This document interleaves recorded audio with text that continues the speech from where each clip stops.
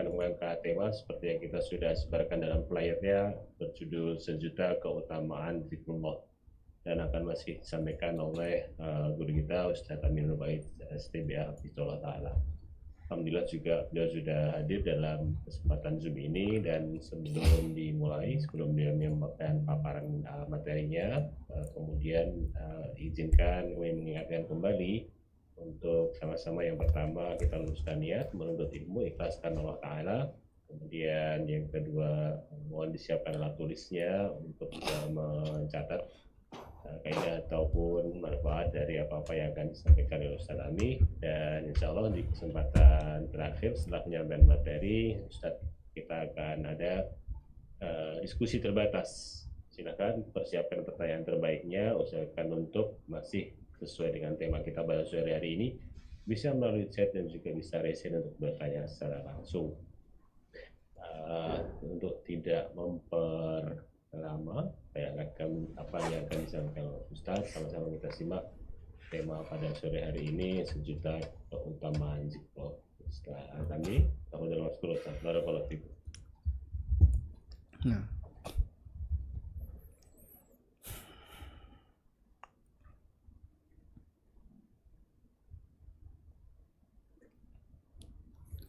Assalamualaikum warahmatullahi wabarakatuh. Alhamdulillah wassalatu wassalamu ala Rasulillah wa ala alihi wa sahbihi wa mawalah. Wa ashhadu an la ilaha illallah wahdahu la syarikalah wa ashhadu anna Muhammadan abduhu wa rasuluh. Salawatu rabbi wa salamu alaihi wa ala alihi wa ashabihi wa man sara ala nahjihi wa stanna bi sunnatihi ila yaumil qiyamah. Alhamdulillah, puji syukur kita haturkan kehadirat Allah Azza wa Jal.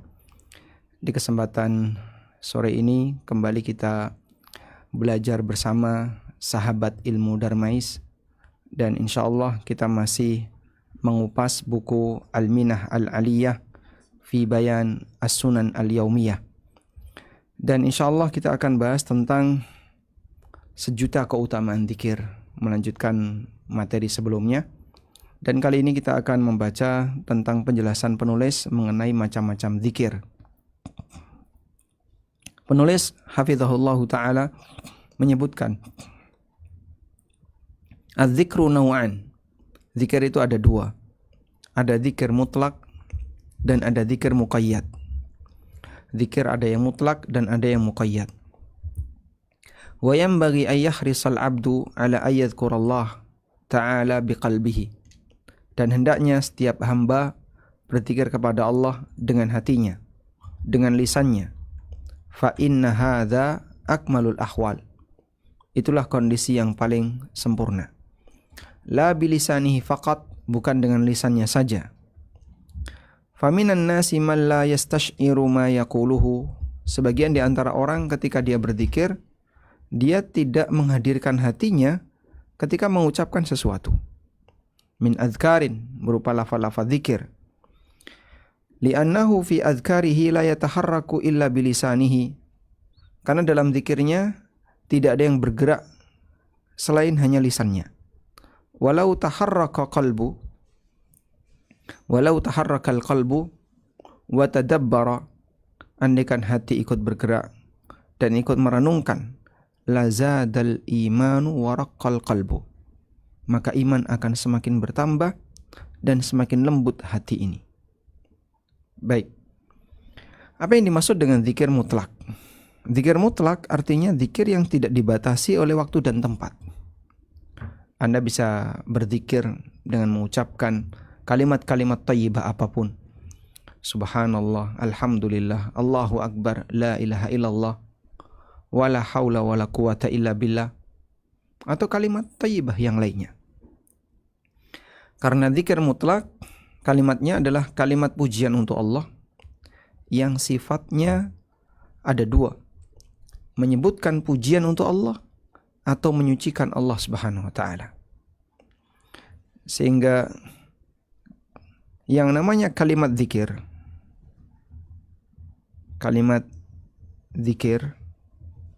adalah kalimat yang di situ mengandung pujian untuk Allah.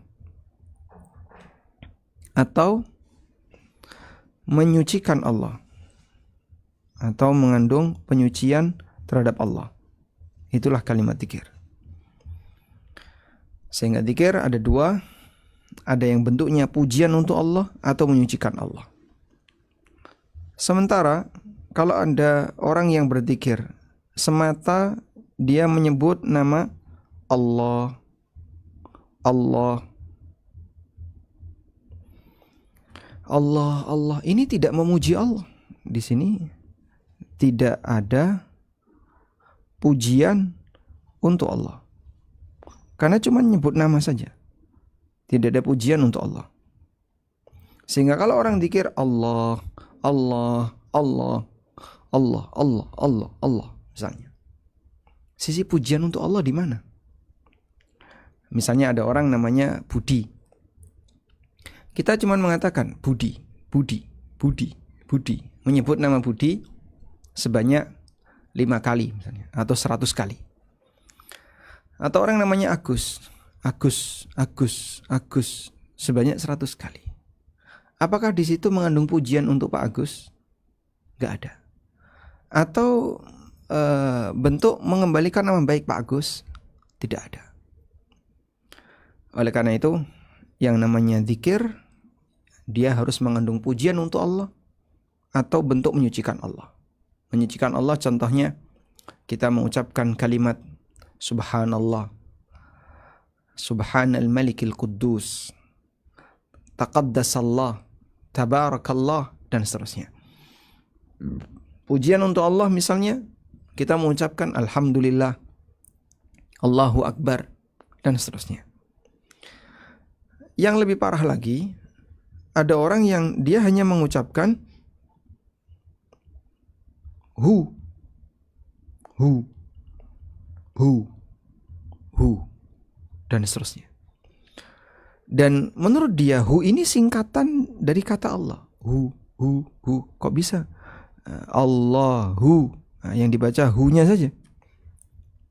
Sejak kapan nama Allah disingkat dengan hu? Allah tidak pernah punya singkatan nama hu. Ya. Sehingga orang kalau zikir cuman hu, hu, hu.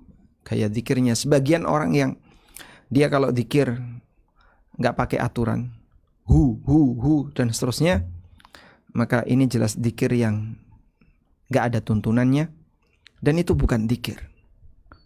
Karena cuma menyebut, anggaplah hu ini singkatan dari kata huwa. Kalau huwa kan artinya dia. Huwa, misalnya ya. Dia. Kamu nyebut apa? Kamu dia. Nggak ada pujian untuk Allah, tidak ada bentuk penyucian untuk Allah. Lain halnya kalau kita membaca Alhamdulillah, Alhamdulillahirrahman, atau menyebut nama Allah Subhanahu wa taala, Taqaddasar Rahman, Taqaddasar Rahim, Subhanar Rahman, dan seterusnya. Disitulah zikir yang ada bentuk menyucikan Allah atau pujian untuk Allah Subhanahu wa taala. Baik. Kemudian zikir ada yang sifatnya mutlak. Zikir mutlak berarti tidak terbatas.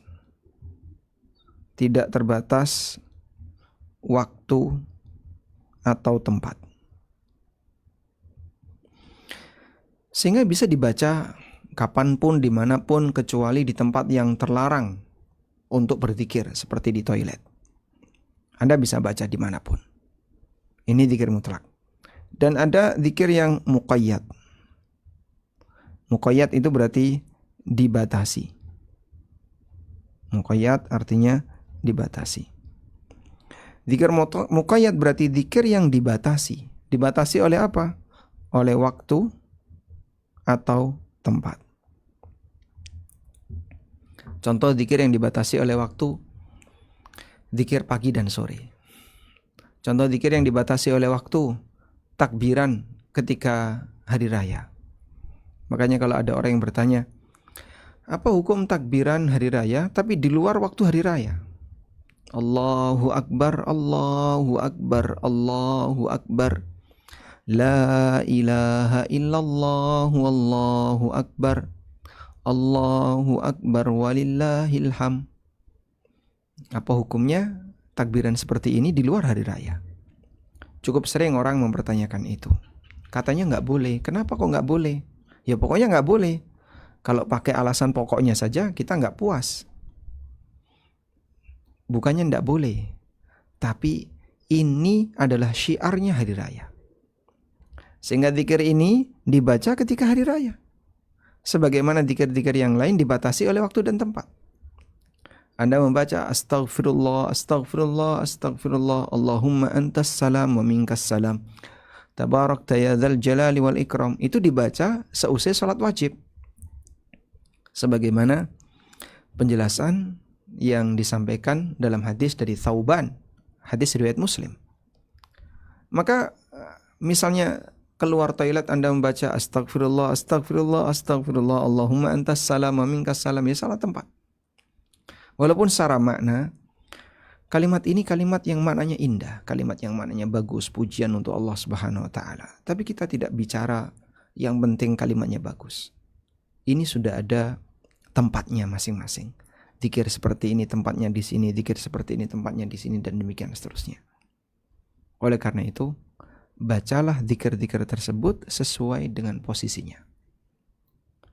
Contoh yang lain ya. Kita mau makan nih.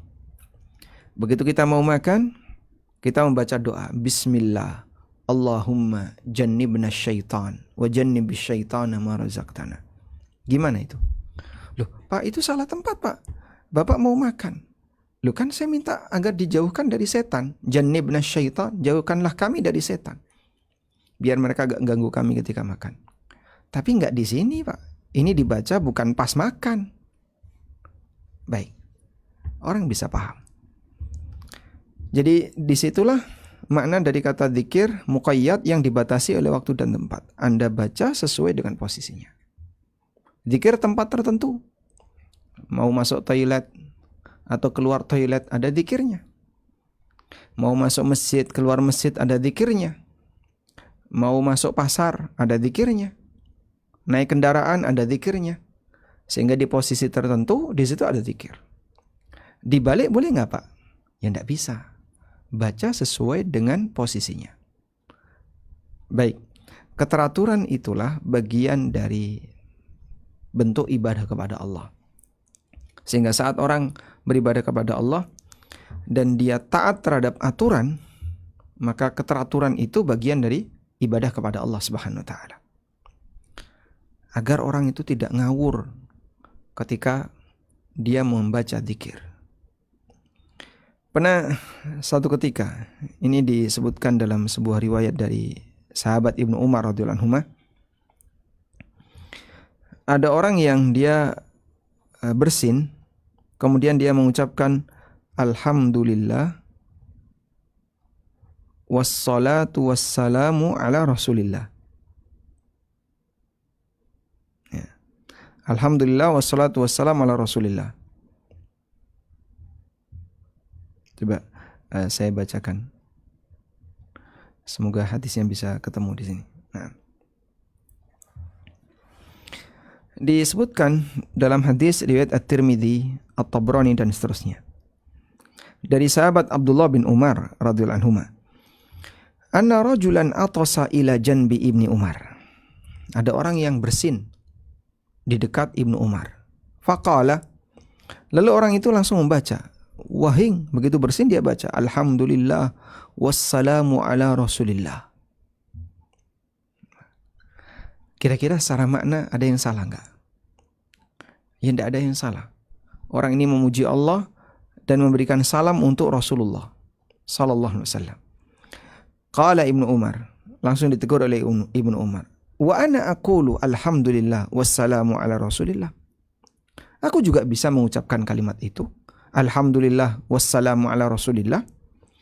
Wa laysa hakadha 'allamana Rasulullah sallallahu alaihi wasallam. Tapi bukan seperti ini yang diajarkan oleh Rasulullah sallallahu alaihi wasallam. 'Allamana an naqula, beliau mengajari kita kalau bersin alhamdulillah ala kulli hal. Sehingga ketika dia mengucapkan alhamdulillah wassalamu ala Rasulillah, ditegur sama Ibnu Umar. Ya, memang salawat dan salam untuk Rasulullah, tapi tidak seperti ini yang diajarkan oleh Rasulullah SAW kepada kita. Kira-kira kalau seperti ini disampaikan kepada orang zaman sekarang gimana? Salawat kok dilarang? Mungkin dia akan komentar seperti itu. Mau salawat kok dilarang? Aku nggak ngelarang kamu salawat, tapi kau baca zikir tidak pada tempatnya, itu kesalahan. Karena ibadah itu harus sesuai dengan keteraturan. Ya, sebagai seorang dokter tentu Anda mengenal protap-protap ketika menangani pasien-pasien tertentu.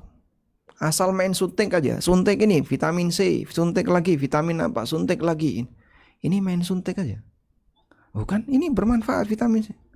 Bukan masalah itu, ada perhitungannya. Maka kalau dalam urusan seperti itu, kita diajarkan untuk tertib. Terlebih lagi untuk urusan menjalankan wahyu Allah, Anda harus tertib. Sehingga kita mengatakan mereka yang ibadah nggak tertib, ini orang yang salah ketika ibadah. Ibadah nggak boleh ngawur, ibadah harus tertib. Karena panduannya telah lengkap. Anda hanya tinggal perlu mengikuti, bukan berkreasi. Apalagi berinovasi, lalu membuat hal yang baru, padahal nggak jaminan itu akan diterima oleh Allah Subhanahu wa Ta'ala. Anda lihat sahabat mengingkari ketika ada orang yang bersin lalu dia membaca alhamdulillah wassalamu ala Rasulillah. Ya. Dalam riwayat yang lain juga sama ya. Faqala alhamdulillah wassalamu ala Rasulillah. Enggak benar seperti itu. Kenapa? Enggak kayak gini caranya. Orang misalnya keluar atau mau masuk toilet, terus dia membaca, mau masuk toilet membaca apa kira-kira? Doanya, dia membaca doa doa naik kendaraan, dibaca ketika mau masuk toilet. Bismillahi majreha wa mursaha. Ya nggak cocok. Anda keliru doanya.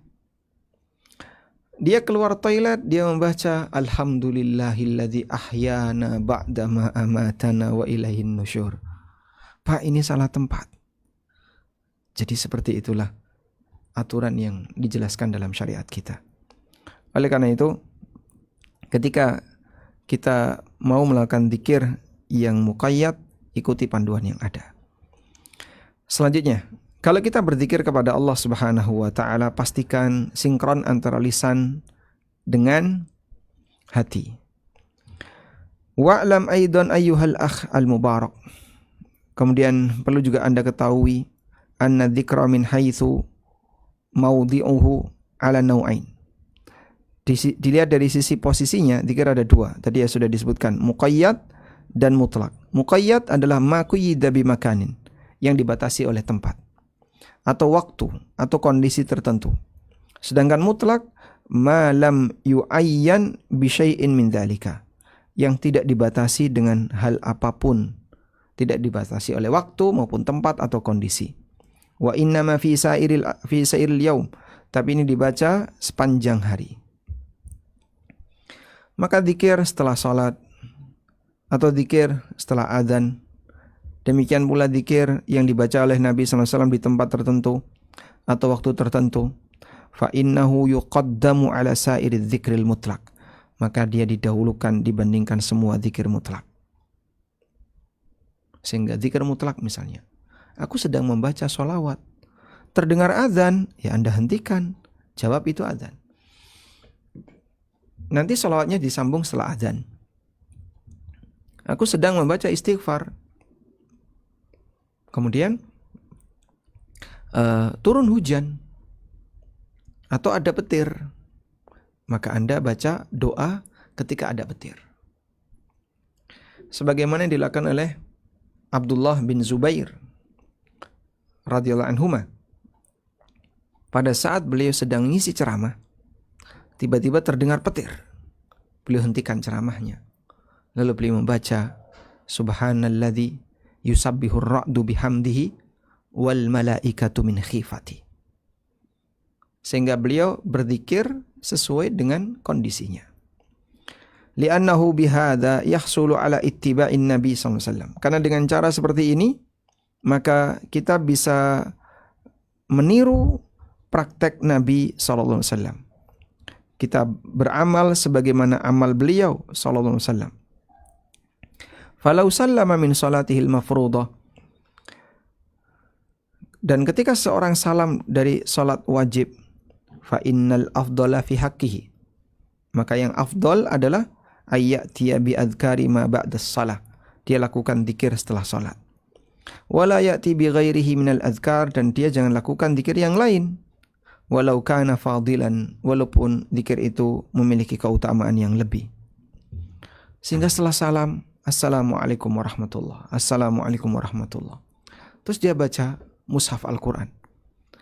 A'udzu billahi minasyaitonir rajim. Bismillahirrahmanirrahim. Alif lam mim. Dzalikal kitabu la raiba fi. Duh, Pak. Habis salat wajib kok langsung baca Quran? Loh, baca Quran kok dilarang? Apakah seperti itu? Ya, seharusnya kan dia ikuti panduan Nabi SAW. Selesai salat wajib, dia baca istighfar 3 kali, lalu membaca Allahumma antas salam wa minkas salam tabarakta ya dzal jalali wal ikram, kemudian membaca zikir-zikir yang lain yang disyariatkan. Baik, saya kasih tugas kepada Anda yang ikut di forum Zoom maupun Bapak Ibu sekalian yang ikut menyimak di ANB Channel.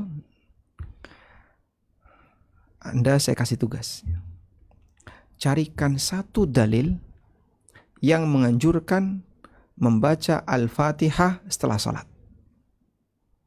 Ya. Wah, cari di mana Pak Ustadz? Pokoknya tugas ya. Cari di mana, it's your challenge. Sekarang Anda bisa cari dimanapun, boleh tanya orang, mau nyari di YouTube, cari di YouTube, cari di Google, cari di AI, silahkan. Sebutkan satu dalil yang menganjurkan untuk membaca Al-Fatihah setelah sholat wajib. Ya, nanti silakan ditaruh di kolom komen atau di kolom chat. Tidak harus sekarang. Tugas ini bisa dilakukan beberapa hari ke depan, dan Anda bisa sampaikan atau ke nomor CS ANB Channel. Insya Allah mudah-mudahan kita bisa belajar bareng untuk tugas ini. Baik. Li'annahu hakadha fa'ala an-nabiy sallallahu alaihi wasallam wal khairu tamamal khair fi at-ta'assi bihi. Karena membaca zikir setelah salat itulah yang dilakukan oleh Nabi sallallahu alaihi wasallam. Beliau tidak baca Quran langsung, tapi beliau membaca zikir dulu. Dan seperti itulah yang dilakukan Nabi sallallahu alaihi wasallam. Kebaikan yang paling sempurna adalah meniru beliau sallallahu alaihi wasallam.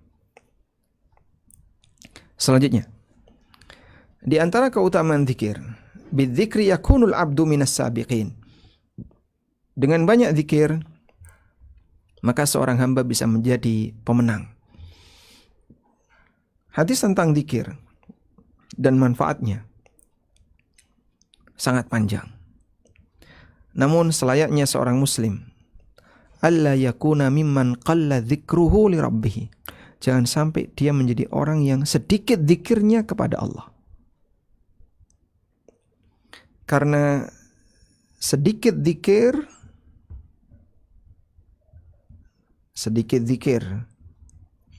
atau jarang zikir, sedikit zikir atau jarang zikir, ini sifat munafik.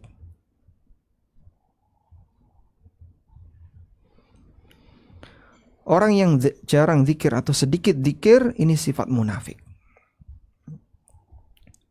Allah Subhanahu wa taala menegaskan hal itu dalam Al-Qur'an. Wala yadhkurunallaha illa qalila. Coba kita lihat ayat berikut ini. Wala yadhkurunallaha illa qalila. Dan mereka tidak ingat Allah kecuali sedikit. Di surat An-Nisa ayat 142, Allah Ta'ala berfirman, Innal munafiqina yukhadi'unallah wa huwa khadi'uhum. Sesungguhnya munafik, mereka menipu Allah, dan Allah membalas tipuan mereka. Wa idza qamu ilas salati qamu kusala. Kalau mereka mau menjalankan salat, mereka malas-malasan. Yura'unan nasa wa la yadhkurunallaha illa qalila. Mereka riak dan tidak ingat Allah kecuali hanya sedikit. Tidak ingat Allah kecuali sedikit. Maka kalau ada orang yang mereka malas zikrullah, lebih banyak bicaranya yang gak ada arti daripada berzikir. Ini tolong untuk segera diubah kebiasaan buruk seperti ini sebelum kita dicap sebagai orang munafik. Maka perbanyaklah zikrullah, sehingga lisan kita pilihannya ada dua. Ya. Pertama, ucapkan yang benar. Yang kedua, diam. Sebagaimana yang disabdakan Nabi SAW, man kana yu'minu billahi wal yaumil akhir falyakul khairan aw liyasmut.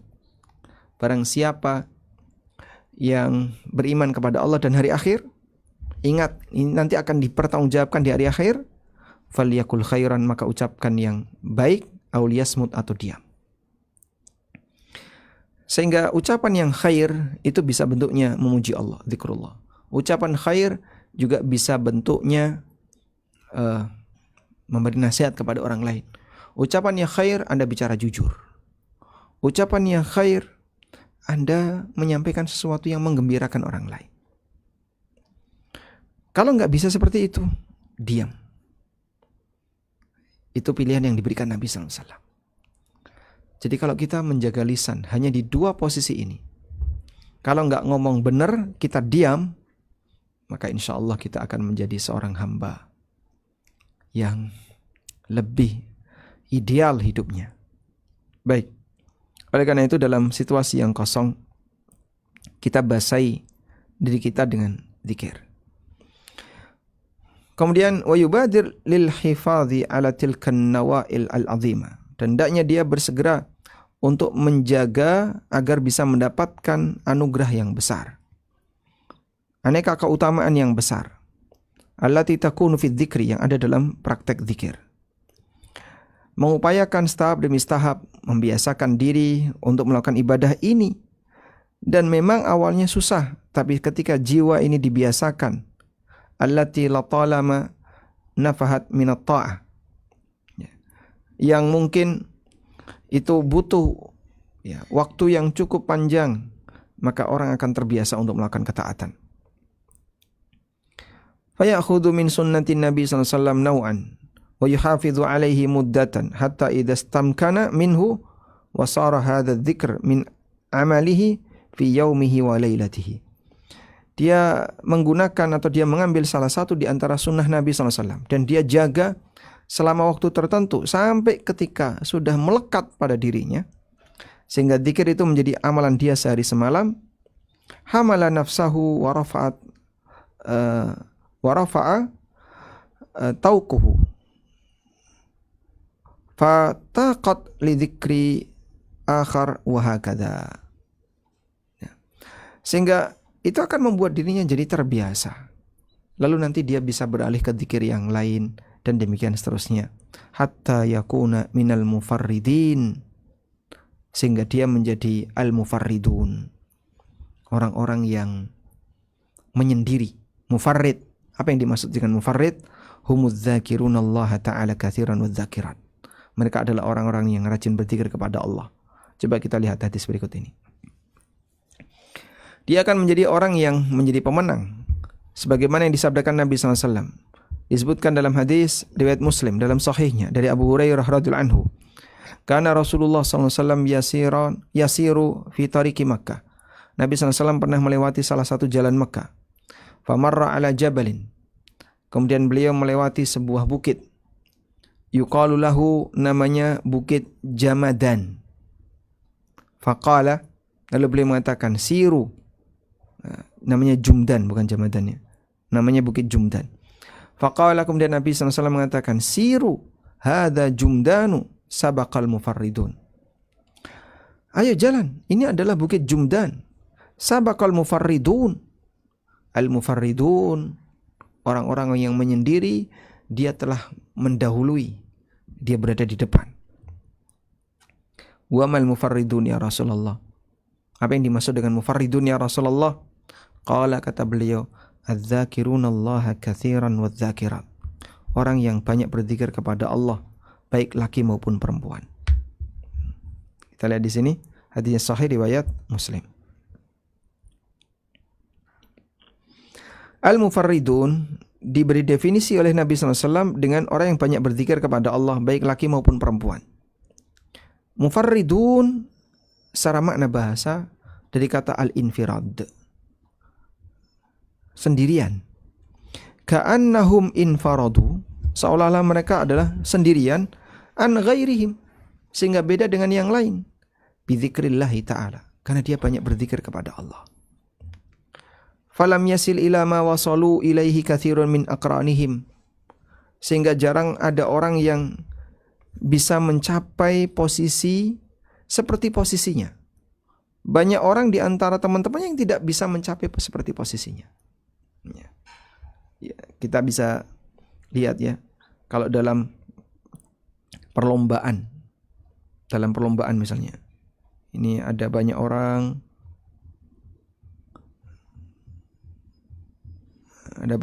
ya. Ini gambar apa sih Pak? Ya sebenarnya mau gambar isyarat kepala gitu ya. Nah, yang duluan hanya paling 1, 2 di depan. Orang bergerak ke arah sana. Ini yang disebut Nabi SAW al-mufarridun. Sabaqal mufarridun. Al-mufarridun telah mendahului kita semua. Siapa al-mufarridun ya Rasulullah? Orang yang banyak berzikir, laki maupun perempuan.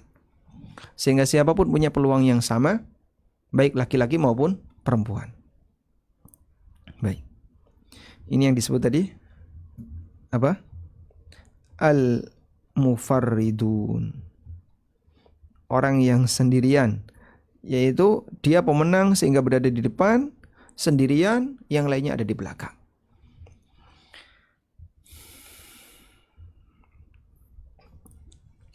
Sebagaimana disebutkan oleh para ulama, wa qabihun ayyakunal qalbu khaliyan min dzikrillahi ta'ala wal lisanu yabisan min dzalika. Tapi yang buruk adalah ketika ada orang yang hatinya kosong dari zikrullah, walaupun lisannya basah dengan zikir. Waqad qala an-nabiy sallallahu alaihi wasallam li rajulin ja'ahu. Nabi sallallahu alaihi wasallam pernah didatangi oleh seseorang. Lalu beliau mengatakan, inna syara'i al-Islam qad kathurat alaina. Fababun natamassaku bihi jami'. Ya Rasulullah, syariat Islam itu sudah sangat banyak. Jelaskan kepada kami satu bab, satu pintu yang kami pegangi sehingga natamassaku bihi jami'un, sehingga dia bisa mencakup semuanya. Agar aku bisa menjalankan syariat Islam itu. Qala, kemudian Nabi SAW mengatakan, la yazalu lisanuka rabban min dzikrillahi subhanahu wa ta'ala. Jangan lepaskan lisanmu untuk selalu basah dari zikrullah. Baca zikrullah, basahi lisanmu dengan zikrullah. Nah, di saat itulah ketika seseorang rajin membaca zikrullah, membasahi lisannya dengan zikrullah, maka seorang hamba akan dimudahkan oleh Allah Subhanahu wa ta'ala untuk menjalankan syariat Allah. Karena itu, wahai saudaraku, ma la yudraku kullu, la yutraku kullu. Yang tidak bisa dilakukan semuanya, jangan tinggalkan semuanya. Kemudian Anda zikir dengan satu kalimat zikir, tamassak bihi hatta tudamma ilaihi ghairu. Pegangi zikir itu sampai zikir yang lain juga ikutan untuk Anda baca. Misalnya, saya senang baca subhanallah ya bihamdi, subhanallah ya bihamdi. Baca terus. Nanti zikir yang lain akan jadi mudah. Wa hakadha khairun laka min ayyum dia umruk wa lam yazdad amalu min hadhil ibadah al-jalilah. Sehingga hal yang baik bagimu ketika umurmu bertambah, ya.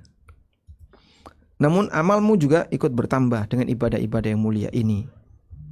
Sehingga jangan sampai umurmu bertambah tapi amalmu tidak bertambah.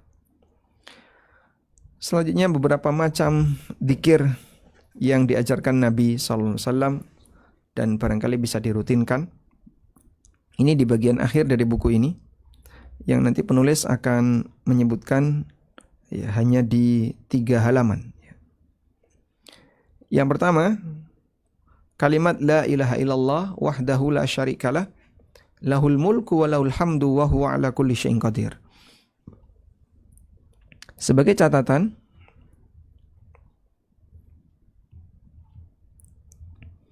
zikir yang syar'i. 1, kalimatnya mudah dihafal. Zikir yang syar'i, kalimatnya itu mudah dihafal. Bukan kalimat yang sulit, bukan kalimat yang susah untuk dihafal. Yang kedua, batas bilangan 100 kali. Atau yang kedua, tanpa batas. Jadi ada yang menyebutkan 100 kali, dan kalau lebih dari itu sifatnya tanpa batas. Maka kalau Anda menemukan kalimat zikir yang susah sekali, apalagi mohon maaf ya, pakai bahasa semut atau bahasa jin atau bahasa cacing, walaupun ada juga orang yang ikut-ikutan, atau yang menyebutkan lebih dari 100. Di Jogja itu pernah ada orang masang rontek di banyak perempatan-perempatan, baca bismillah 11111. Coba baca basmalah 11111. Ini ngitungnya saja sudah susah itu. Ngitungnya kayak gini aja udah susah. Dia tempel di mana-mana. Baca bismillah 1111 gimana? 11.000 terus 111. Kita nyebutnya aja susah. Ini ngitungnya aja susah. Ya. Bismillahnya bagus. Tapi ketika dia minta sejumlah ini dari mana? Kalau nggak ngawur. Ya. Sudahlah, sebutkan saja. Kalau sebanyak-banyaknya ya berarti tanpa batas. Karena bilangan zikir yang disampaikan dalam bahasa syariat itu 100 kali. Yang paling banyak. Lebih dari itu sifatnya tanpa batas. Karena itu kalau ada yang menganjurkan zikir dibaca, ada lagi angkanya 4 jejer 4. Angka 4 jejer 4. 4.444. Ini ngitungnya saja sudah susah. Coba kebayang nggak kira-kira gimana cara ngitungnya? Tapi kadang semacam ini sebagian orang mengamalkan yang kayak gini. Ya sudahlah. Kalau memang tidak bisa melakukan amal sunnah, lebih baik kau kerjakan yang sederhana saja, yang mudah, terus berhenti. Daripada ngarang sendiri malah ngerusak agama. Nah, kita lanjutkan. Nabi SAW menganjurkan untuk membaca la ilaha illallah wahdahu la syarikalah, lahul mulku wa lahul hamdu wa huwa ala kulli syai'in qadir. Dalam sehari 100 kali. Apa keutamaannya? Maka dia mendapatkan pahala seperti 10 budak. Dicatat untuknya 100 kebaikan. Dihapuskan darinya 100 dosa. Dan dia akan mendapatkan pelindungan dari setan pada hari itu sampai sore. Walam ya'ti ahadun afdala mimma ja'a bihi. Dan tidak ada seorang pun yang datang dengan membawa pahala yang dia bawa illa ahadun, kecuali orang yang amila aktsara min dzalika, yang beramal lebih dari itu. Wa man qala, dan siapa yang membaca subhanallahi wa bihamdi dalam sehari 100 kali, khuttat khatayahu, maka dosa-dosanya akan berguguran, walau kanat mithla zabadil bahri, meskipun sebanyak buih di lautan. Masya Allah, sebanyak buih di lautan. Kita lihat di footnote hadis riwayat Bukhari Muslim. Membaca la ilaha illallah wahdahu la syarikalah, lahul mulku wa lahul hamdu wa huwa ala kulli syai'in qadir, 100 kali. Mungkin butuh 15 menit. Dan Anda kalau duduk dengan baik, duduk 15 menit. Selesai membaca la ilaha illallah wahdahu la syarikalah, lahul mulku wa lahul hamdu wa huwa ala kulli syai'in qadir. Bagi yang tidak terbiasa rasanya kok lama, nggak nyampe angka 100. Padahal Anda kalau lagi ngobrol sama teman atau scroll HP, untuk waktu 15 menit itu pendek banget. Tapi begitu dipakai untuk zikir, 15 menit rasanya lama sekali. Baik. Subhanallah wa bihamdih dibaca 100 kali, Anda butuh waktu cuman kurang lebih 3 menit. 3 menit itu sudah lebih dari 100. Kemudian disebutkan dari hadis Abu Ayyub radhiyallahu anhu. Nabi SAW mengatakan, man qala la ilaha illallah, siapa yang membaca la ilaha illallah wahdahu la syarikalah, lahul mulku wa lahul hamdu wa huwa ala kulli syai'in qadir, 10 kali, kana kaman a'taqa arba'ata anfus, maka dia seperti membebaskan 4 budak min waladi Ismail, dari keturunan Ismail. Kita lihat di footnote nomor 2, hadis riwayat Bukhari Muslim. Selanjutnya, hadis dari Sa'ad bin Abi Waqqas radhiyallahu anhu. Kunna 'inda Rasulillah sallallahu alaihi wasallam. Aku pernah bersama Rasulullah sallallahu alaihi wasallam. Faqala, lalu beliau mengatakan, ayajizu ahadukum ay yaksiba kulla yaumin alfa hasanah. Apakah kalian kesulitan untuk beramal dalam sehari 1000 amalan, 1000 pahala? Fasa'alahu sa'ilun min julasaihi. Maka ada orang yang bertanya di antara anggota majelis, kaifa yaksibu ahaduna alfa hasanatin, gimana dalam sehari kita bisa beramal 1000 pahala, amal yang menghasilkan 1000 pahala? Qala, jawab Nabi SAW, yusabbihu mi'ata tasbihatin, dia bertasbih 100 kali, fayuktabu lahu alfu hasanah, maka dicatat untuknya 1000 pahala. Au yuhattu anhu alfu khati'ah, atau dihapus darinya 1000 dosa. Kita lihat di footnote nomor 3, hadis riwayat Muslim. Kemudian dari Abu Hurairah radhiyallahu anhu bahwasanya Rasulullah sallallahu alaihi wasallam juga bersabda, man qala, siapa yang mengucapkan subhanallahi wa bihamdi dalam sehari 100 kali, maka akan dihapuskan dosanya meskipun sebanyak buih di lautan. Enggak ada orang yang bisa ngitung berapa buih di lautan. Kita lihat di footnote nomor 4, hadis riwayat Bukhari Muslim. Dalam riwayat yang lain, siapa yang membaca ketika waktu pagi dan ketika sore subhanallahi wa bihamdi 100 kali, lam ya'ti ahadun yaumal qiyamah, tidak ada seorang pun di hari kiamat yang datang bi afdhala mimma jaa bihi, dengan membawa pahala yang lebih afdal daripada apa yang dia bawa, illa ahadun qala mithla ma qal, kecuali orang yang mengucapkan kalimat yang semisal, au zada alai, atau yang lebih dari 100. Kita lihat di footnote nomor 5, hadis riwayat Muslim. Bagian mana yang Anda ragukan? Semuanya sahih.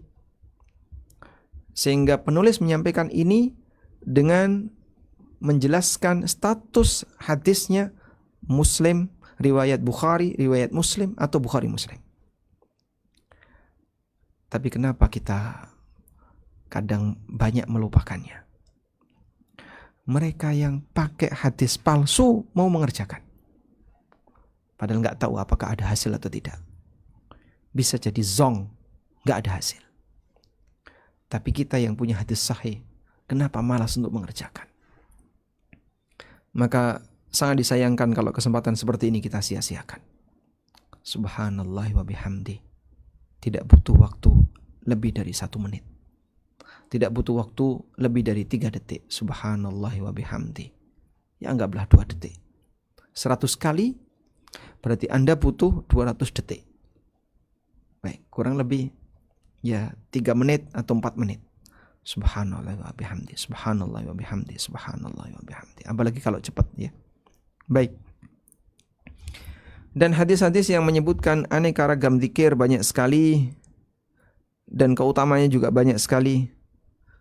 Dan apa yang tadi kita sebutkan adalah min ashhari, yang paling masyhur, wa asahi ma warada min adzikri, dan yang paling sahih dari zikir-zikir mimma lahu fadlun, yang punya keutamaan besar. Wa warada ghairuhu katsir, dan ada banyak sekali zikir yang lain. Dari Abu Musa Al-Asy'ari radhiyallahu anhu, beliau pernah mengatakan, qala li Rasulullah sallallahu alaihi wasallam, Rasulullah sallallahu alaihi wasallam pernah berpesan kepadaku, ala adulluka ala kanzin min kunuzil jannah, maukah kutunjukkan kepadamu salah satu di antara perbendaharaan surga? Faqultu bala, maka Abu Musa mengatakan, tentu ya Rasulullah. Faqala, lalu Nabi SAW menyampaikan pesan, qul, ucapkan, la haula wa la quwata illa billah. La haula wa la quwata illa billah. Kita lihat di footnote, hadis riwayat Bukhari dan Muslim. Dan dari Abu Hurairah radhiyallahu anhu, Rasulullah sallallahu alaihi wasallam juga bersabda, li an aqula, ketika aku berhasil untuk mengucapkan kalimat subhanallah walhamdulillah wala ilaha illallah wallahu akbar, ahabbu ilayya, itu lebih aku cintai, mimma tala'at alaihi syams, daripada apa yang disinari oleh matahari ketika terbit. Apa yang disinari oleh matahari ketika terbit? Bumi.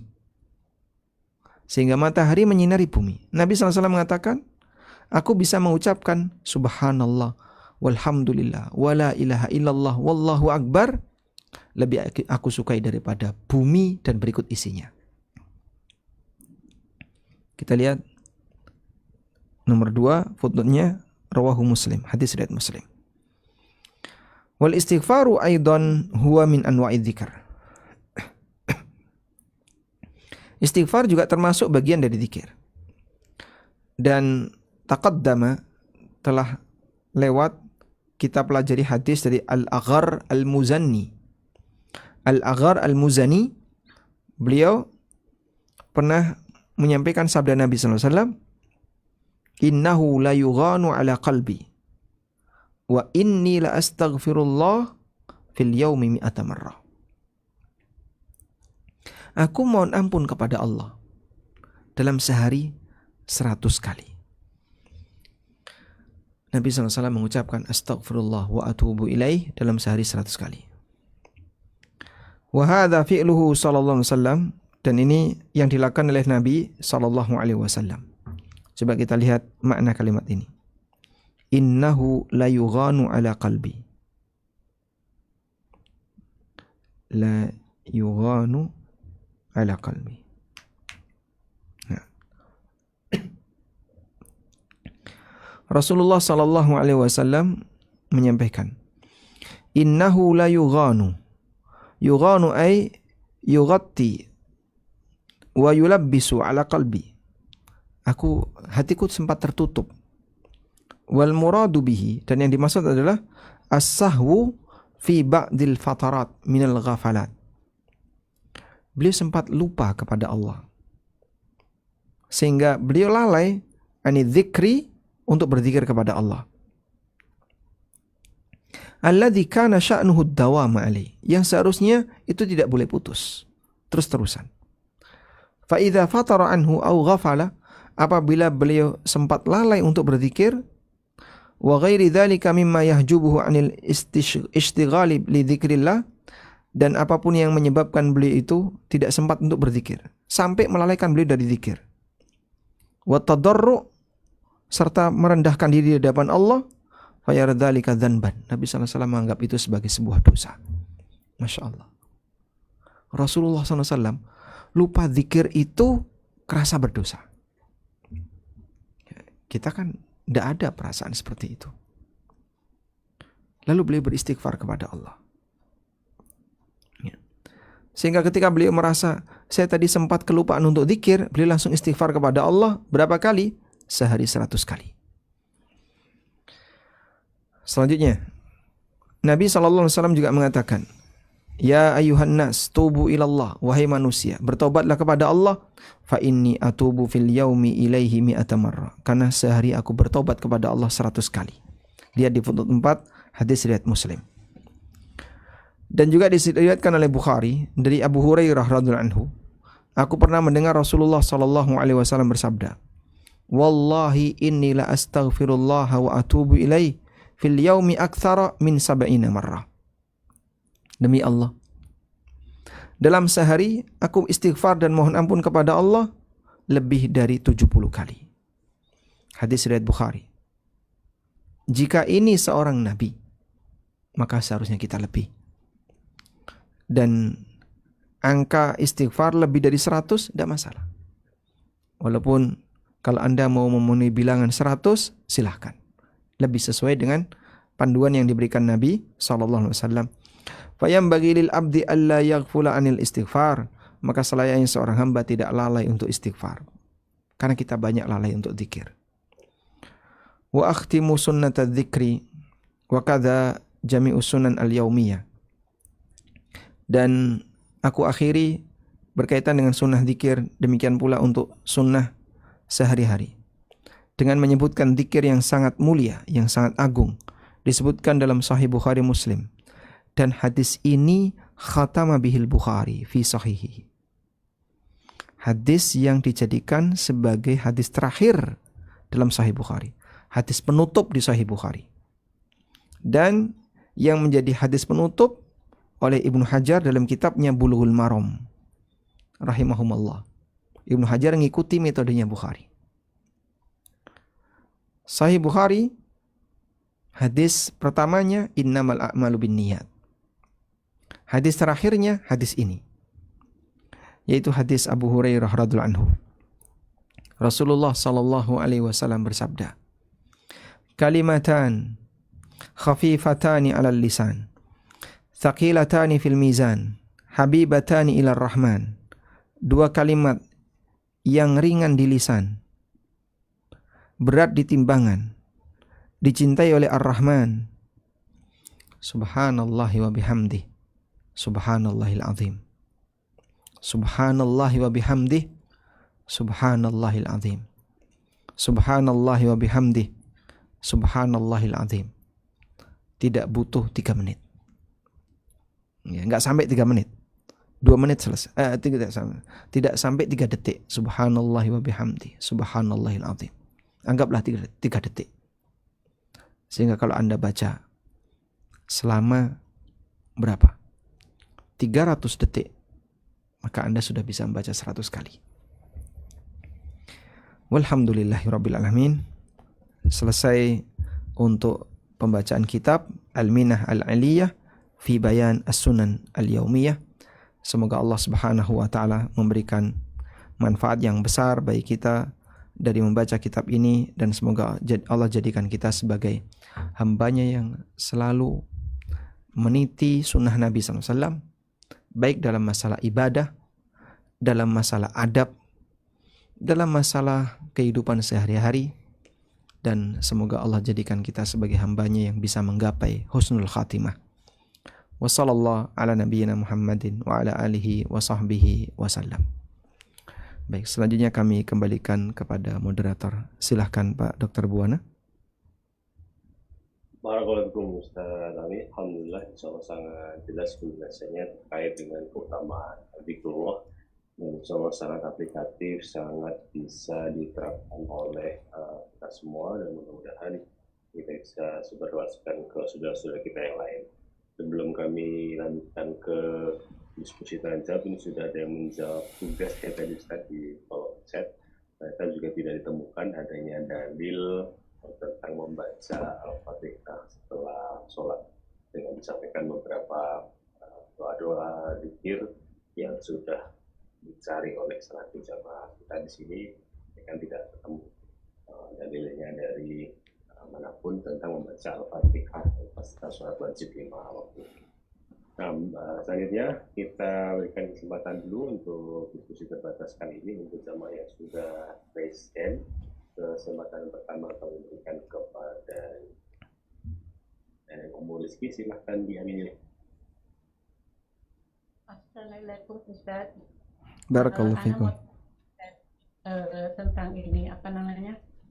Apakah boleh zikir saat, apakah boleh baca, maksudnya Allahumma innaka afuwun tuhibbul afwa fa'fu anni saat kita mohon ampun, dan yang kedua apakah zikir setelah wudhu.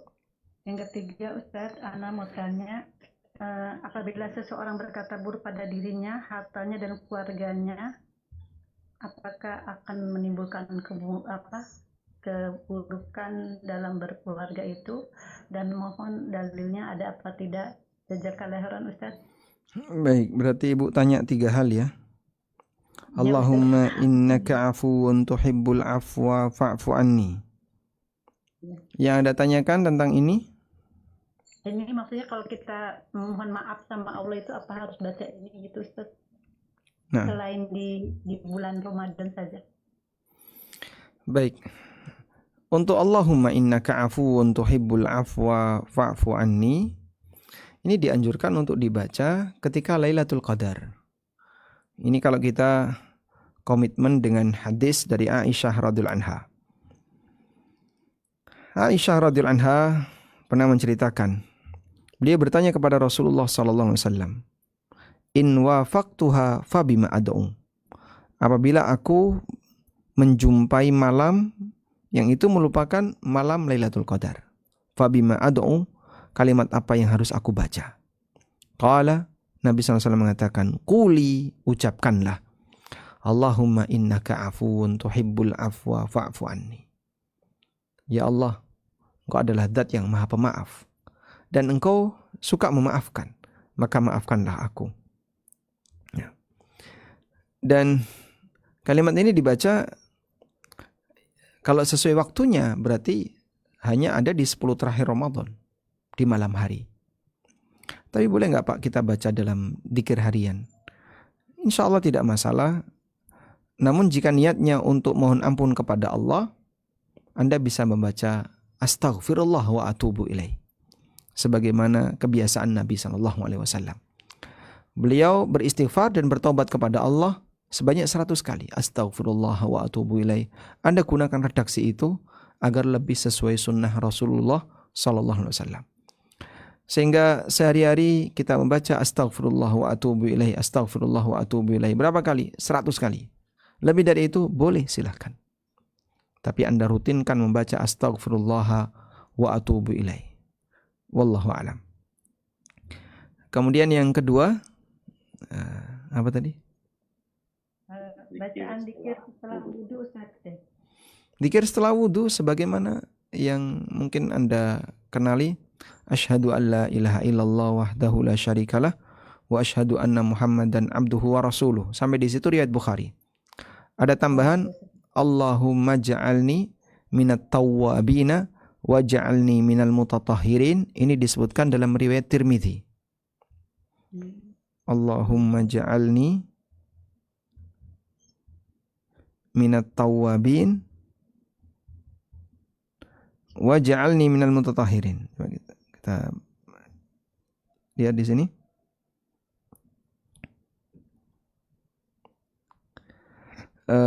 Berikut ya. Bahkan ini riwayat Muslim juga ya. Man tawadda'a fa ahsanal wudu. Barang siapa yang berwudu dengan sempurna, tsumma qala, kemudian dia membaca asyhadu an la ilaha illallah wahdahu la syarikalah wa asyhadu anna Muhammadan abduhu wa rasuluh. Allahumma ja'alni minat tawwabin wa ja'alni minal mutatahhirin. Futihat lahu thamaniyatu abwabil jannah, maka akan dibukakan untuknya 8 pintu surga. Yadkhulu min ayyiha sya'a, dia boleh masuk dari pintu manapun. Di sini riwayat At-Tirmidzi. Namun di takhrij juga disebutkan akhrajahu Muslim, diriwayatkan oleh Muslim, Abu Dawud, Tirmidzi, wal lafdzu lahu, dan teks ini ada dalam riwayat Tirmidzi. Saya enggak tahu apakah di Sahih Muslim ada kalimat Allahumma ja'alni minat tawwabin wa ja'alni minal mutatahhirin. Ada kalimat itu atau tidak? Karena di sini dinyatakan wal lafdzu lit Tirmidzi. Ini diambil dari lafaz Tirmidzi. Karena setahu saya untuk yang riwayat Bukhari Muslim itu hanya sampai wa asyhadu anna Muhammadan abduhu wa rasuluh. Ya.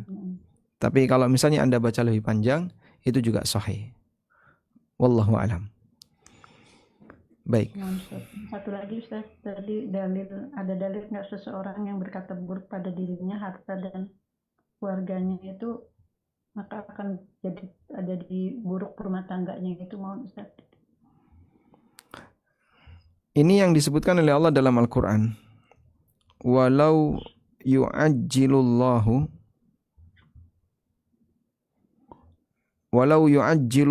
linnasi syarra isti'jalahum bil khair laqudiya ilaihim ajaluhum.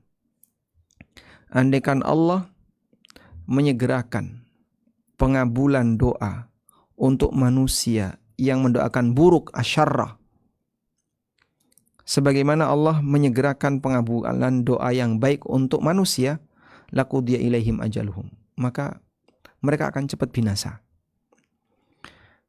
Kita lihat di tafsir Ibnu Katsir.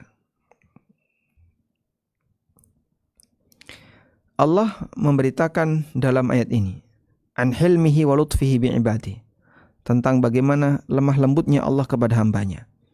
Annahu la yastajibu lahum, Allah tidak mengijabai doa mereka ketika meminta atau berdoa yang isinya membahayakan diri mereka atau membahayakan harta mereka atau anak mereka ketika mereka sedang emosi. Wa annahu ya'lamu minhum adamal qasdi, dan Allah tahu kalau mereka tidak punya maksud untuk itu. Ila iradati dzalika, mereka tidak punya maksud agar binasa hartanya. Falihadza la yastajibu lahum, karena itu Allah tidak mengijabai doa mereka. Lutfan wa rahmah, sebagai bentuk kasih sayang Allah. Sebagaimana Allah mengijabai mereka ketika mereka mendoakan kebaikan untuk diri mereka, anak mereka, dan harta mereka dengan kebaikan dan berkah. Walihada qal, karena itu Allah mengatakan walau yu'ajjilullahu linnasi syarra isti'jalahum bil khair laqudiya ilaihim ajaluhum. Andaikan setiap kali orang ngomong enggak benar yang isinya mencelakakan dirinya, keluarganya atau hartanya, langsung Allah kabulkan, sudah binasa semua manusia. Karena kan kadang kita ngomongnya ngawur. Misalnya lihat sesuatu, wah mati aku, mati beneran gimana coba? Kaget tuh, terus dia bilang apa? Mati aku. Ya. Orang Jawa misalnya ketemu sesuatu yang mengherankan, modar saya, modar aku. Modar itu artinya mati ya. Modar duluan, modar beneran, mati beneran. Andai kan Allah kabulkan, banyak orang yang mati. Tapi dia ngomong seperti itu bukan bermaksud minta mati. Cuman kan kadang orang nggak sadar nih ngomong kayak gitu. Orang Jakarta mungkin dia ngomong mampus gue. Kalau mampus beneran gimana coba? Namun dengan kasih sayang Allah, ucapan ini tidak Allah kabulkan. Andaikan itu Allah kabulkan, banyak orang yang meninggal dunia. Dan banyak sekali kadang ucapan-ucapan buruk. Ya. Awas, kamu nanti ketabrak lo, awas ketabrak beneran. Yang kita ucapkan, kita ngasih peringatan tapi menyebutkan hal yang buruk. Maka bisa jadi kalau Allah kabulkan terjadi sebagaimana yang diucapkan oleh manusia. Wallahu a'lam.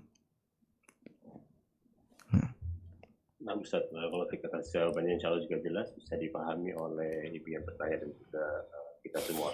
Sebelum saya lanjutkan kesempatan ke Raisin, ada beberapa pertanyaan yang 3-4 pertanyaan yang sama dari kelompok saya, termasuk juga dari kolom komentar di AMB Channel.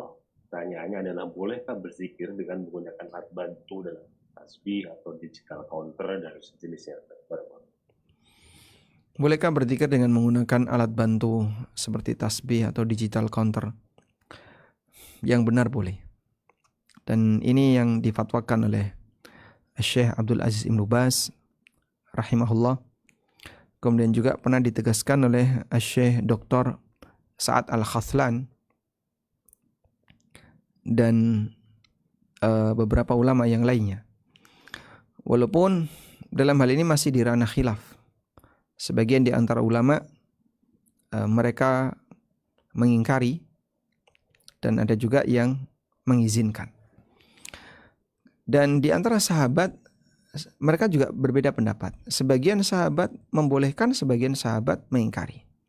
Ada satu buku khusus yang ditulis oleh Syekh Bakar Abu Zaid rahimahullah tentang masalah ini. Judulnya tentang As-Subhah, tentang biji tasbih. Dan beliau menyebutkan aneka riwayat-riwayat dari para sahabat, antara yang membolehkan menggunakan biji tasbih dan yang tidak membolehkan. Intinya di sini masih masuk dalam ranah perbedaan pendapat. Kalau Anda lebih memilih pendapat yang mengatakan bahasanya ini boleh, insya Allah tidak masalah. Tidak masuk pada kategori praktek yang salah. Tapi kalau Anda mengatakan saya lebih memilih ini tidak boleh, seperti pendapatnya Ibnu Mas'ud. Ibnu Mas'ud melarang. Kalau nggak salah yang berpendapat boleh itu Ibnu Umar. Kalau yang melarang Ibnu Mas'ud. Maka ya Anda tidak perlu menggunakan biji tasbih atau alat counter digital. Tapi intinya wallahu ta'ala alam, dalam hal ini masih masuk dalam ranah khilaf, perbedaan pendapat di antara para ulama. Karena itu kedepankan prinsip toleransi, karena ini masuk khilaf ijtihadiyah. Bagi mereka yang mengatakan boleh, mereka beralasan ini hanya alat hitung. Dan dalam menghitung zikir, riwayat yang sahih Nabi SAW menggunakan tangan kanannya. Tapi ini bukan pembatasan. Praktek ini tidaklah menunjukkan hanya boleh pakai tangan kanan. Boleh juga menggunakan media yang lain. Maka model digital counter atau yang lainnya insya Allah tidak masalah. Intinya dalam masalah ini, alat tasbih tadi sifatnya hanya media.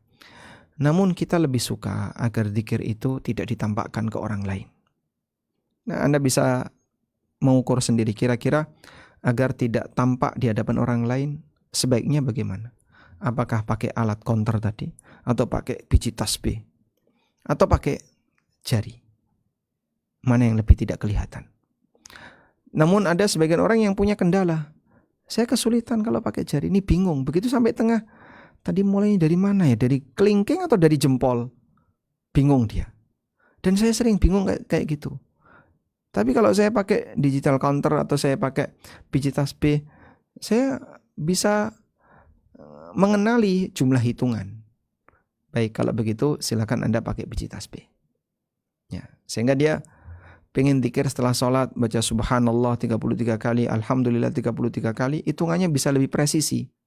Karena dia pakai biji tasbih. Wallahu a'lam. Barakallahu fiik. Alhamdulillah terjawab Bapak Ibu jemaah sekalian. Selanjutnya masih kita berikan kesempatan untuk yang sudah raise hand, meskipun pertanyaan di chat juga sudah sangat banyak. Silakan Ibu Liliana. Naam, jazakallah khair. Assalamualaikum Ustadz, mau bertanya tentang ini yang pertama, ketika kita umroh kan kita ketika sudah niat dari mikot Ustadz, itu kan disunahkan untuk bertalbiyah, untuk zikir talbiyah. Itu setelah kita lihat Masjidil Haram, itu kan kita sudah tidak bertalbiyah lagi. Lah padahal kan kadang kan kita sudah melihat tapi di bis, habis itu kita ke hotel. Terus setelah itu apa kita tetap bertalbiyah sampai nanti kita jalan lagi ke sana, atau setelah kita melihat dari bis itu sudah tidak bertalbiyah lagi tapi mengganti dengan zikir yang lain? Dan misalnya diganti dengan zikir lain, zikir apa yang lebih afdol daripada talbiyah itu Ustadz? Terus yang kedua, kan kita tahu kalau sholat di Masjidil Haram itu kan pahalanya dilipat gandakan 100.000. Apakah itu berlaku juga untuk pelipat gandaan untuk kita ketika kita berzikir di Masjidil Haram? Jazakallah khairan Ustaz atas jawabannya. Barakallahu fikum. Baik. Mengenai waktu talbiyah, di sini saya bacakan Hasyiyah Ibnu Qasim dalam Hasyiyah Raudul Murbi.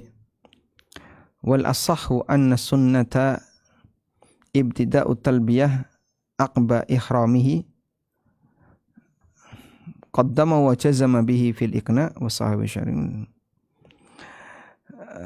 Bahasanya talbiyah dimulai sejak dia mulai ihram.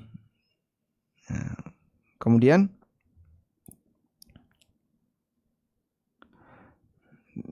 di sini mengenai waktu akhirnya.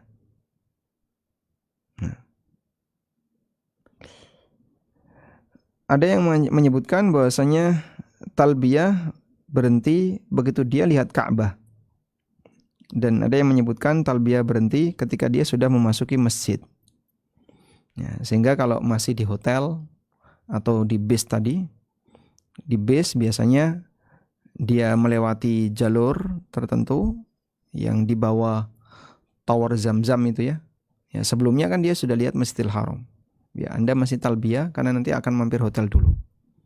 Nah, begitu keluar dari hotel, mendekati ke masjid, barulah berhenti talbiyah. Wallahu a'lam. Wa ala kullin, intinya dalam masalah ini bahwasanya talbiyah itu dihentikan menjelang kegiatan tawaf. Sudah? Lalu baca apa? Ya, Anda baca doa ketika masuk masjid. Lalu dzikir bebas. Sehingga bisa dzikir membaca A, B, C dan seterusnya karena waktu talbiyahnya sudah berakhir. Sebentar, kita juga di sini ada keterangan waktu intihai talbiyah fil umrah. Akhir dari talbiyah ketika umrah.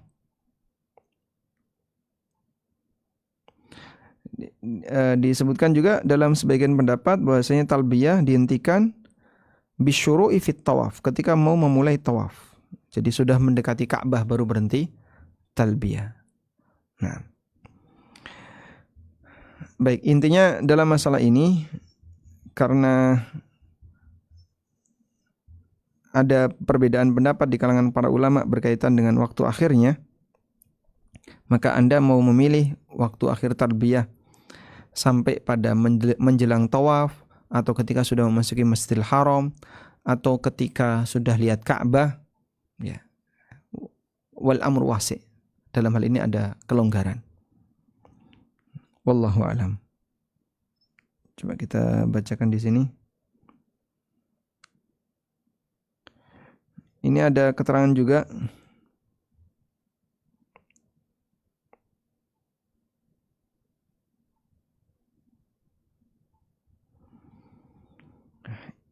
kalau di sini haji ya. Kalau haji lebih longgar lagi waktunya.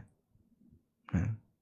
Baik, intinya untuk umrah begitu sudah masuk masjid dan memulai mau tawaf, maka dia hentikan talbiyah. Begitu. Baik. Selanjutnya. Kedua tadi berkaitan dengan pelipat gandaan pahala sholat. Apakah zikir juga dapat pahala yang 100.000 kali di Masjidil Haram? Secara umum, amal soleh yang dilakukan di tempat yang mulia, pahalanya lebih besar. Sebagaimana maksiat yang dilakukan di tempat yang mulia, dosanya lebih besar.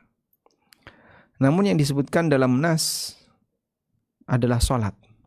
Sholat di Masjidil Haram dilipatkan 100.000 kali dibandingkan dengan sholat selain di Masjidil Haram. Namun kita tidak bisa memastikan berapa nilai pelipatan, angka pelipatan untuk selain sholat, seperti dzikir atau puasa di Masjidil Haram misalnya, atau baca Quran di Masjidil Haram. Ya, intinya semua amal soleh yang dilakukan di tempat yang mulia, nilai pahalanya lebih besar. Wallahu a'lam. Nah, barakallahu fiik, saya banyak. Selanjutnya masih ke jamaah yang sudah resen dulu, kami silakan di unmute. Pak Ibu Leo. Ya, jazakallah khair, Mas Radar. Assalamualaikum warahmatullahi wabarakatuh, Ustaz. Waalaikumsalam warahmatullahi wabarakatuh. Ya, dari Penasihat Ustaz, dari kegiatan semua. Ustaz, Barakallah. di kantor Anda Ustaz, ada semacam target gitu, Ustaz, program agar karyawan itu bisa menargetkan bacaan Al-Quran. Misalnya satu hari itu satu juz, Ustaz. Maka disiasati Ustaz membacanya itu di setiap sholat wajib, ya, seperti sholat zuhur kalau di kantor itu kan, lalu asar, maghrib dan isya. Nah, apakah yang seperti ini bisa kita ikuti atau seperti apa? Diikuti gimana, Yang Pak? kedua nih, Ustaz. Setiap setoran Diikuti bacaan, bukan sekarang Ustaz, jadi baca bersama, Ustaz. baca bersama, Bersama berjamaah. dipimpin satu orang. Ya, Di pergantian, pemimpinnya itu pergantian, yaitu panitia-panitia program tersebut, lalu jemaah mengikuti secara bersamaan. ya, jadi ada orang memimpin, kemudian jamaah menirukan setiap 5 kali sholat. Gimana? Bersama-sama bacanya. Bacanya bersama-sama. Bersama-sama. Betul, ya. Cuma memang ada yang di depan seperti itu. Ini dalam program pelatihan ya. Bukan pelatihan Ustaz, tapi menargetkan agar setiap karyawan itu bisa membaca Al-Quran itu dalam satu hari satu juz. Ya. Baik, jika ini tujuannya untuk pembelajaran, hukumnya boleh. Karena dalam kegiatan belajar ada aturan yang lebih longgar dibandingkan kegiatan selain belajar. Jadi kalau ini tujuannya untuk pembelajaran, hukumnya diperbolehkan. Wallahu a'lam. Nah, Ustaz, satu lagi Ustaz Ahwan. Jadi ini kan bulan Rajab ya Ustaz ya. Nah, apakah kita diperbolehkan Ustaz, misalnya kita melakukan amalan-amalan tertentu seperti umroh nih Ustaz. Kita memilih nih Ustaz, sebenarnya kita punya waktu luang juga di waktu Sya'ban. Tapi kita lebih memilih Rajab atau bulan-bulan haram lainnya seperti Muharram agar kita bisa mendapatkan pahala berlipat gitu Ustaz. Jadi memang sengaja mencari waktu di waktu-waktu yang mulia. Apakah ini juga diperbolehkan Ustaz? baik. Ada waktu mulia tapi tidak ada kaitannya dengan amal tertentu. Ada waktu mulia yang dikaitkan dengan amal tertentu. Sehingga kalau waktu mulia itu tidak dikaitkan dengan amal tertentu, ya kita berharap semoga mendapatkan nilai kemuliaan dari waktunya, tapi bukan nilai kemuliaan dari amalnya. Seperti bulan Rajab dan 4 bulan haram yang lainnya. Rajab, kemudian Dzulqa'dah, Dzulhijjah, Muharram. Nabi SAW tidak mengkaitkan ini dengan umroh. Rajab memang tidak ada kaitannya dengan umroh. Tapi dia bulan haram. Bisa nggak kita berpuasa atau umroh di bulan Rajab dengan harapan mendapatkan keutamaannya? Walaupun mengenai umroh di bulan Rajab dianjurkan oleh sebagian, ya, karena ini salah satu di antara budaya dan tradisi orang Arab di masa silam. Coba kita lihat.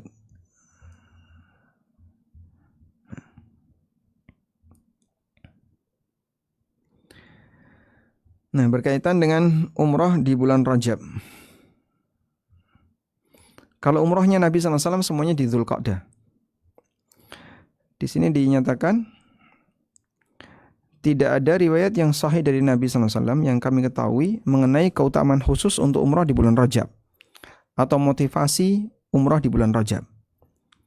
Wa inna ma thabata al-fadlul khas lil umrah fi syahri Ramadan. Riwayat yang ada adalah umrah di bulan Ramadan dan umrah di bulan haji, yaitu Syawal, Dzulqa'dah dan Dzulhijjah.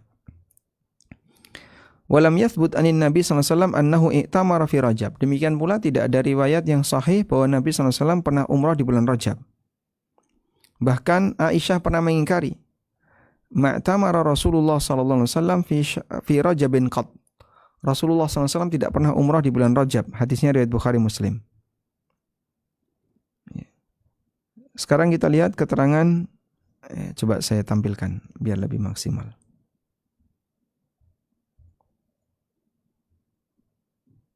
Nah, ini tadi keterangan Aisyah. Aisyah radhiyallahu anha pernah mengatakan, "Ma'tamara Rasulullah sallallahu alaihi wasallam fi Rajabin qat." Rasulullah SAW tidak pernah umrah di bulan Rajab sama sekali. Hadis riwayat Bukhari, Muslim. Kemudian apa hukum mengkhususkan bulan Rajab untuk umrah? Di sini ada keterangan Ibnul Attar, muridnya An-Nawawi rahimahumallah.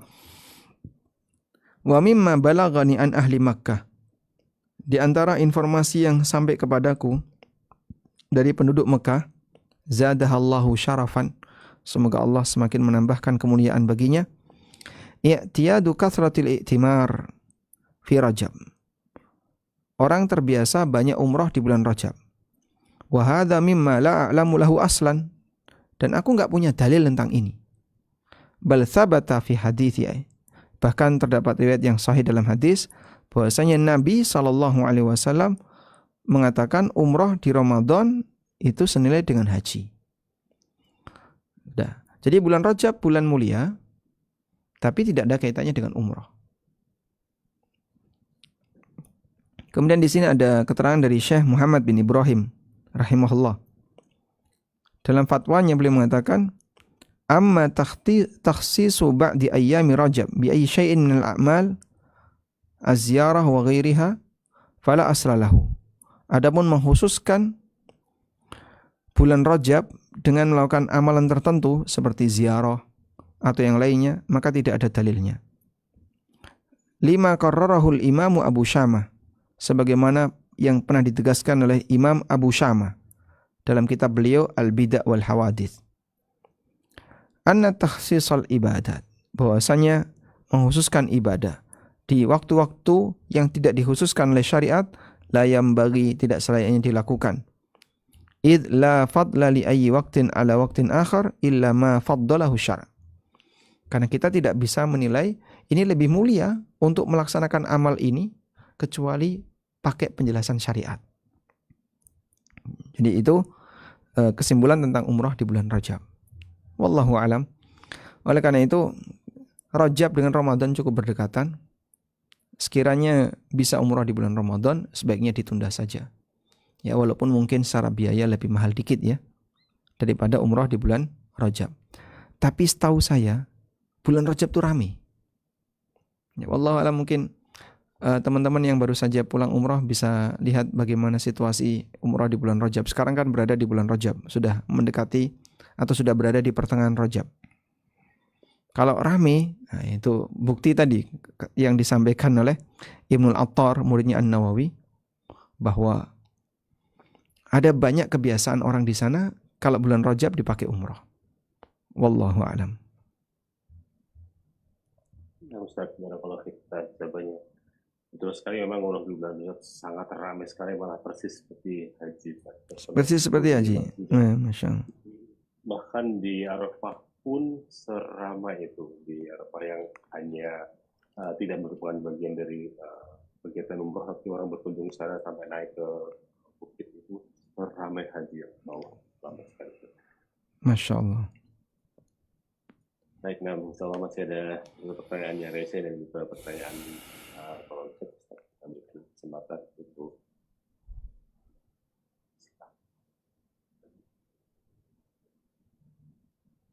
sama kita.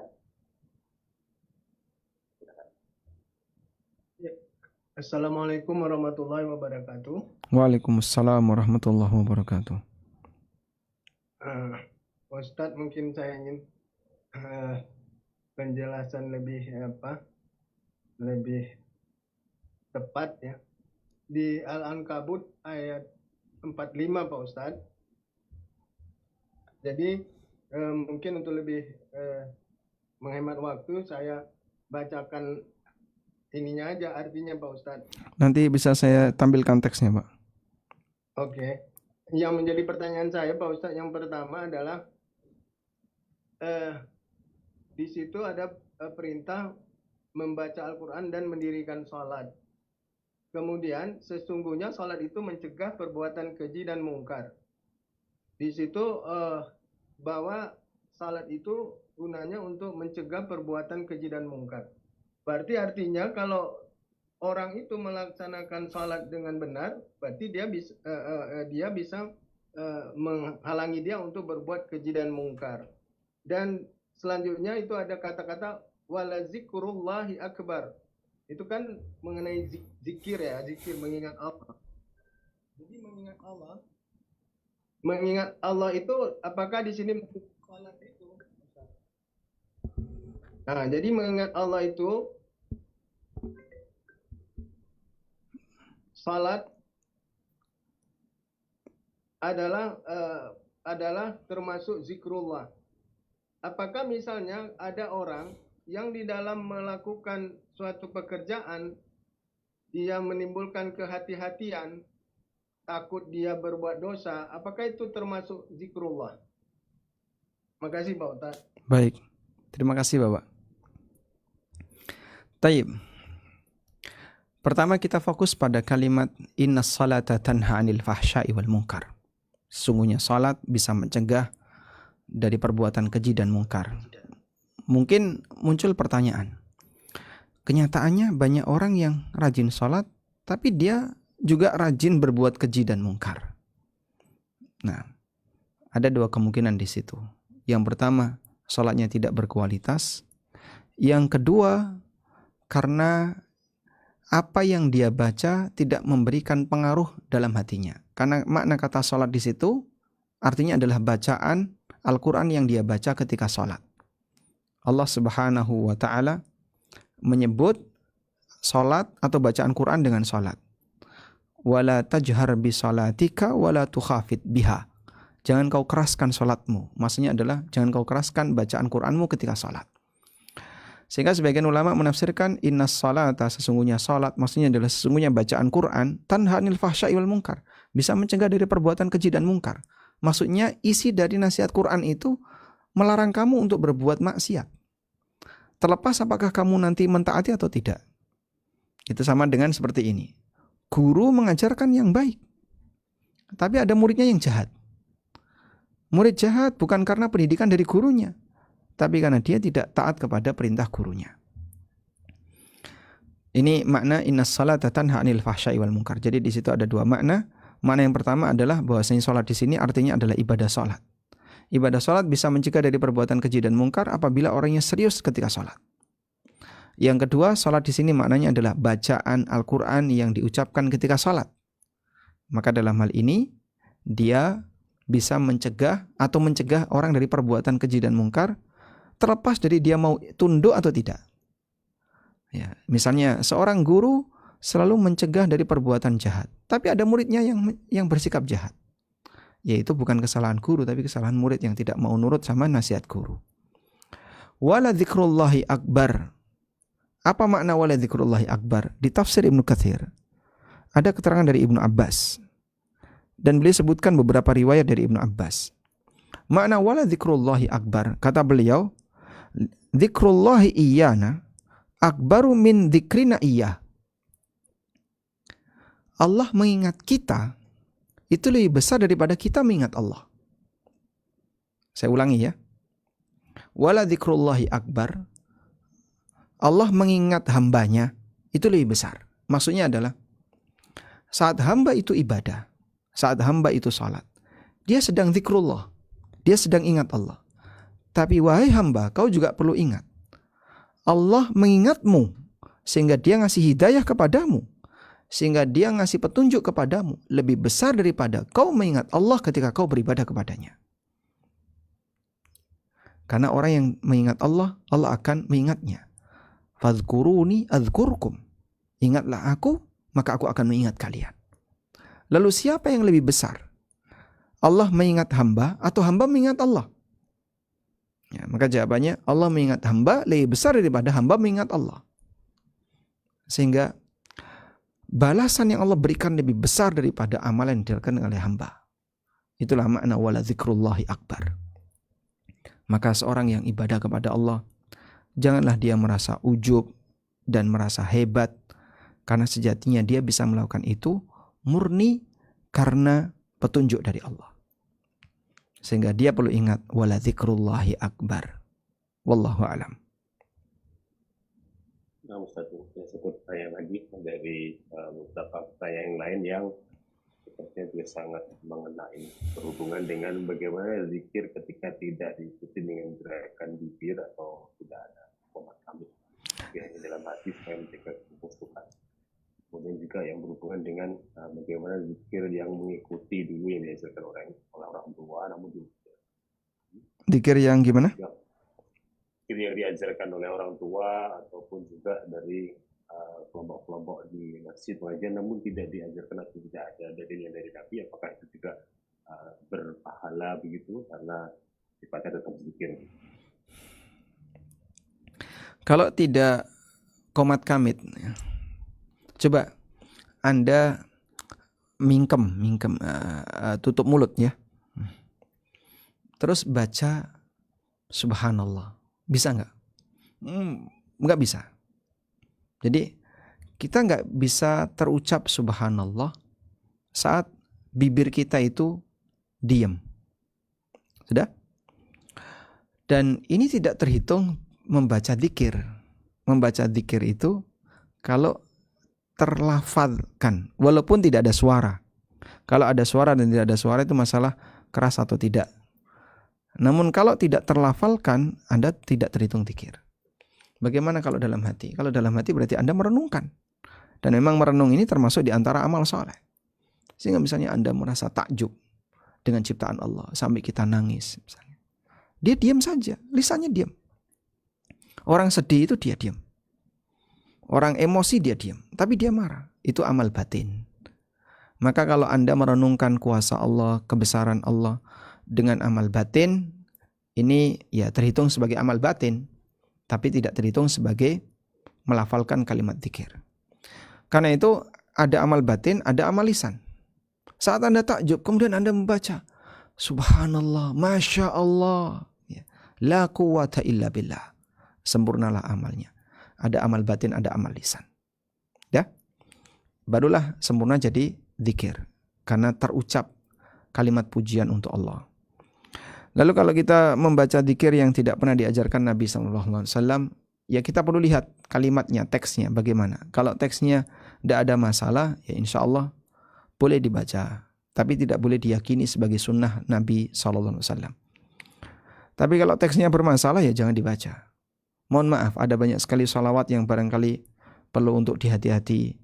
Jangan sampai itu dibaca, karena salawat-salawat itu karangan manusia yang isinya kadang bermasalah. Lebih aman, sebab ini kan urusan akhirat. Pilih yang paling aman. Ikuti saja petunjuk yang ada.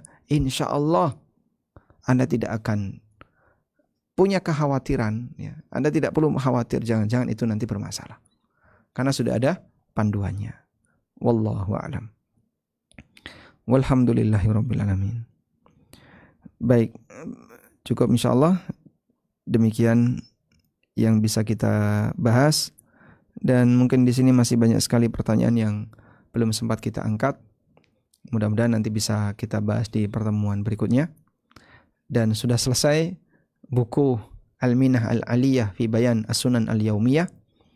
Kita mohon kepada Allah Subhanahu wa taala, semoga Allah memberikan kebaikan bagi penulisnya, memberikan rahmat bagi penulisnya, dan semoga Allah jadikan kegiatan yang kita jalani selama ini sebagai amal saleh yang ada tabungan pahalanya kelak di yaumil qiyamah, dan Allah berikan manfaat dari ilmu yang sudah kita pelajari. Allahumma anfa'na bima 'allamtana wa 'allimna ma yanfa'una warzuqna ilma. Wa sallallahu ala nabiyyina Muhammadin wa ala alihi wa sahbihi wa sallam. Wa akhiru da'wana alhamdulillahi rabbil alamin. Wassalamualaikum warahmatullahi wabarakatuh. Waalaikumsalam warahmatullahi wabarakatuh. Alhamdulillahirabbil alamin. Jazakallahu khairan wa barakallahu fiik.